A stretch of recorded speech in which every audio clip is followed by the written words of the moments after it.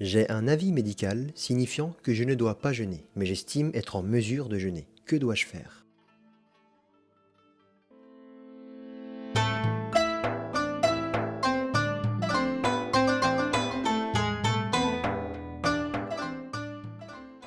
La religion ne cherche pas à mettre les gens en contrainte et en difficulté. Les règles de la charia sont motivées par des objectifs appelés maqasid, parmi lesquels nous trouvons la préservation de l'âme. En vertu de cet objectif, il est recommandé à la personne craignant de tomber malade ou de voir sa maladie s'aggraver de ne pas jeûner. Ce jeûne devient même illicite si cela conduit la personne à un état critique, comme le fait de perdre ses facultés par exemple. L'avis du médecin dans tout cela est l'indicateur par excellence et il doit être suivi scrupuleusement. Dans ce cas-là, la personne ne jeûnera pas et elle rattrapera ses jours plus tard.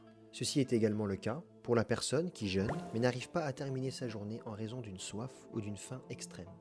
Que se passe-t-il si la personne est incapable de rattraper son jeûne plus tard en raison de la vieillesse ou d'une maladie chronique comme le diabète ou l'hypertension? Cette personne n'est pas donc en mesure de rattraper ses jours plus tard. Elle fera ce qu'on appelle une compensation, fidya, consistant à nourrir un pauvre comme il se doit par jour manqué. Afin de lever la difficulté, il est possible également de verser l'équivalent en argent. Pour ce faire, il appartient à la personne malade de verser au pauvre le prix d'un repas moyen par jour. Ce versement pouvant être effectué jour par jour ou en une seule fois pour tous les jours du mois.